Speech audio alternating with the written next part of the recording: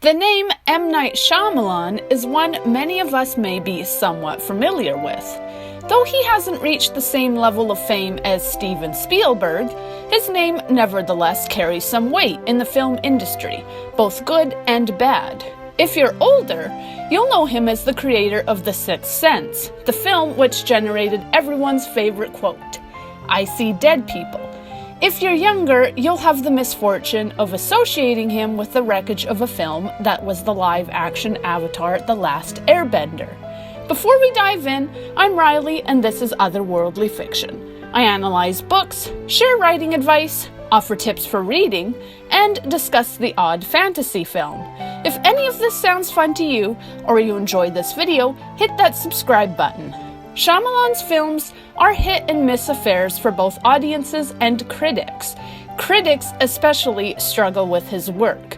Like many of his movies, Shyamalan's Lady in the Water received poor reviews. Despite this, it was one of my favorite films growing up. It features a fairy tale-like story which takes place within an ordinary apartment complex.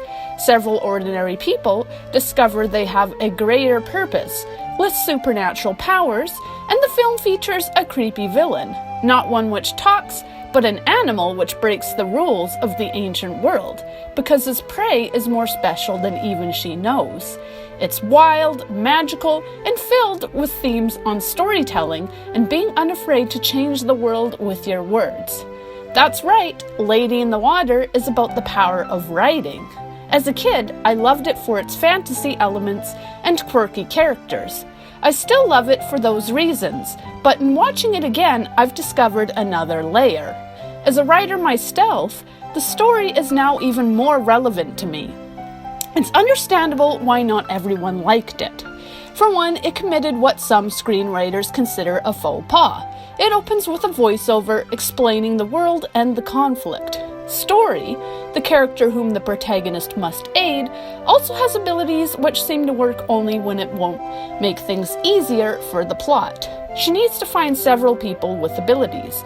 She doesn't know who they are, but once she meets them, she's able to tell their futures. She is even able to see their effect on others, and how the world itself will change. With this in mind, one might ask why, if she can see the future, she can't see who the right people are, or otherwise know her own story will turn out, especially if the lives of those she's predicting for are tied with her own. The flaws aside, the film has something deeper to say, which is likely missed by the average moviegoer. In addition to the fantasy, the film comments on writing, the power of ideas for change, the subversion of tropes, and even on how narrow-minded critics can be when it comes to storytelling. Most viewers would have signed up for a mystical fantasy film about a supernatural being who escapes a monster. They signed up for a standard supernatural thriller, and instead received a movie laden with commentary on the written word, and again, how lousy critics are. People were looking for Harry Potter, and they got morals, on the power of words to change the future, on subversion of tropes. You get the picture. You open this article to read about an underrated fantasy film, and you're getting an essay on writing. The film isn't for everyone, though it does have the elements of magic, monsters, and lore any fantasy buff could appreciate. Little kid me loved it. You just have to be willing to engage with the wider commentary surrounding the magical set pieces. The first point I want to discuss is that of storytelling. Lady in the Water is about the power of a good story, and there are a couple of on-the-nose examples within the film. First, the woman the protagonist must help, a sea nymph Arnarf, is literally named Story. Second, Story, as a Narf in what is known as the Blue World, is literally a part of something called the bedtime story. Cleveland is the protagonist, and it's through questioning a neighbor that he learns the story. Though it's told like a fairy tale, the woman who shares it with him treats it like it's real. She heard it from her grandmother and literally believed in it. Stories are powerful, and even without being thrust into the story herself, the woman who shares it with Cleveland was willing to believe it was true. She didn't need proof because stories have power. For casual fantasy buffs, the lore is kept vague. The viewer is only told what they need to know when it's relevant. Some may have wished for more detail, but to do so would have removed the mystery surrounding the bedtime story, and thus lessened its power. The simplicity of the tale, and its ability to keep the reader hooked with the most vital details, is part of its beauty. The questions it raises only serve to make us more curious. Cleveland eventually shares the story with other residents in the apartment complex, and they don't question it. They are willing to believe that Story is a supernatural entity of the sea, and that they are capable of helping her. For critics and audience members, this willingness might seem too easy.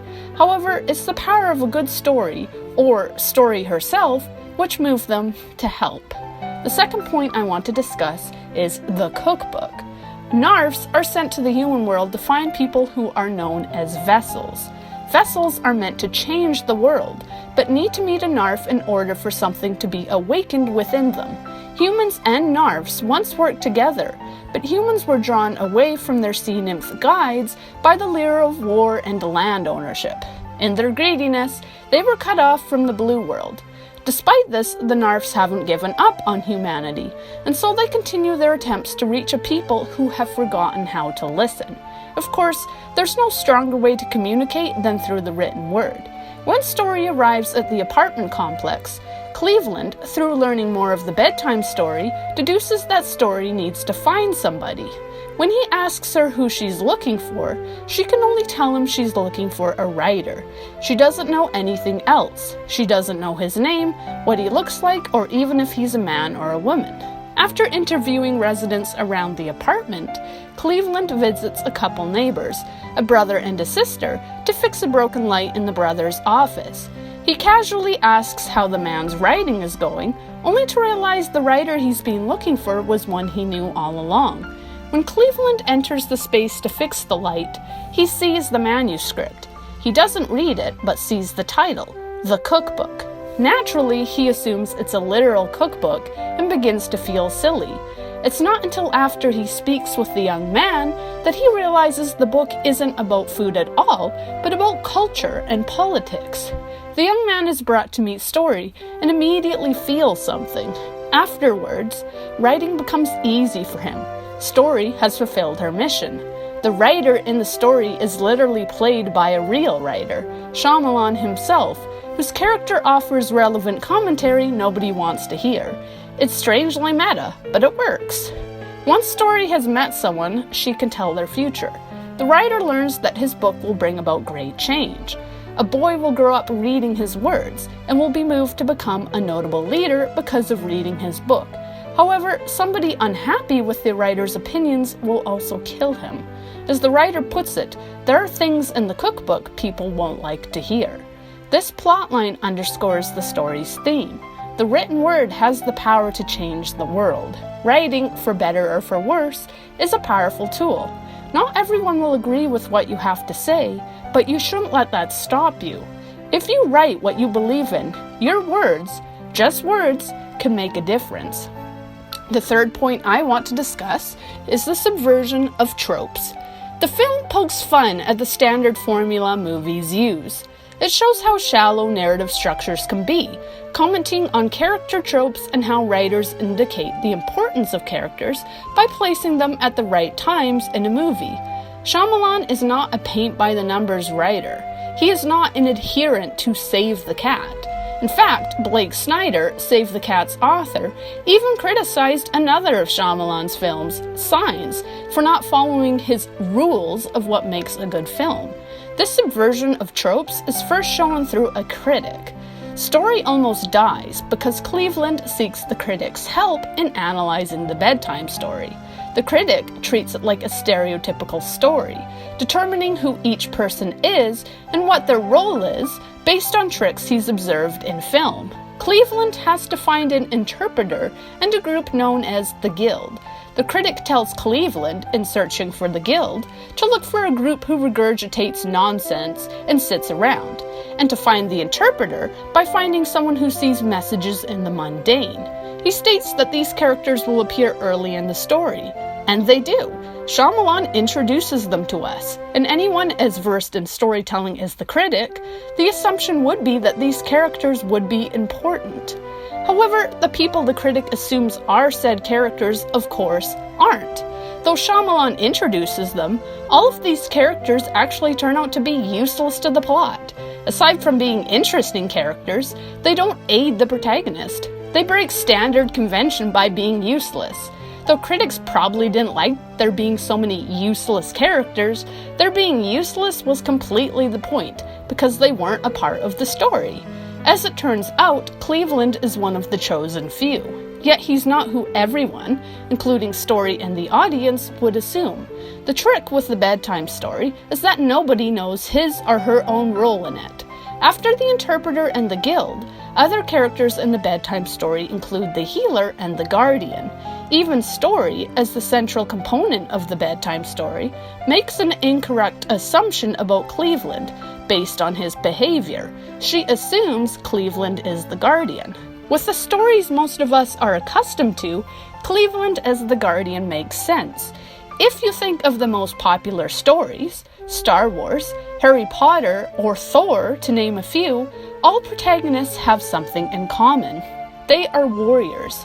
In a typical fantasy film, the hero of the story is supposed to be just that, a hero swooping in to save the damsel and protect her. Story is the damsel, the woman in distress, and Cleveland is the one protecting her from the beast. At least, that's what everyone thinks. As it turns out, protagonists are not. Cleveland isn't the fighter, he's the healer. Another character fights off the monster which pursues Story, while Cleveland saves Story's life in his own way, healing the wounds the monster has inflicted upon her. It was never his role to protect her, even if he is the main character. A number of red herrings are introduced in each of the roles, and an elderly woman with a kind face and wispy white hair is assumed to be the healer. She does, after all, fit the stereotype. Even the bedtime story asserts that the healer is usually a woman, but never says that they have to be. In most stories, the woman is the healer and the male protagonist is the warrior. Lady in the Water subverts this trope by making not only a man, but the main character, act in the role of a support character. The fourth point I want to discuss is the critic. The critic. This film is as much a dig on critics as it is a commentary on them. The critic of the film is arrogant. He's rude. He's high up in his industry, and he seems to dislike most of the content he engages with. He can predict everything which is going to happen in a film, and he hates cliches.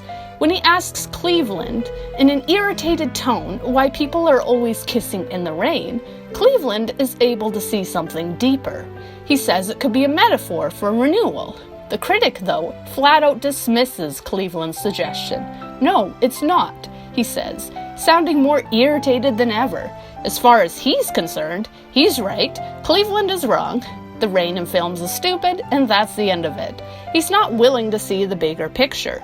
The films Shyamalan writes are often misunderstood by critics, if not outright hated by them. The critic in Lady in the Water would certainly have misunderstood it if he had watched it. Ironically, Lady in the Water, like other films made by Shyamalan, did receive low scores. Critics ranked it even lower than audience members. It's safe to say the character of the critic was a cathartic one for Shyamalan. The critic even analyzes his own life in the context of the movie. When the film's monster, the Scrunt, sneaks into the building, the critic encounters it. He states that this is the part where the unlikable side character is killed off, adding that in a family film, said character will live, having learned a valuable lesson. He says he will escape, and that the monster will miss him by inches. It's a fourth wall moment which makes fun of movies' tendencies to have people narrowly escape death. Except, this is a Shyamalan film. Like all of the other predictions the critic has made, it's wrong. The critic doesn't escape. He is torn apart by the monster. For a writer who regularly deals with narrow-minded critics, this moment is poetic justice at its finest. In conclusion, for all its imperfections, or at least what Hollywood would call imperfections, Lady in the Water is a great film. Beyond its unearthly soundtrack, its strong cast, and its fantasy elements, it has a deeper commentary to share on the power of the written word and storytelling in general.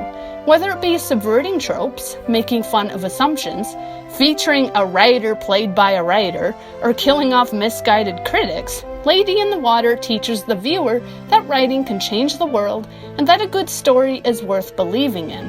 To quote from this film, "I want to believe. I want to be like a child again." This is exactly the kind of mindset we should have when engaging with a story.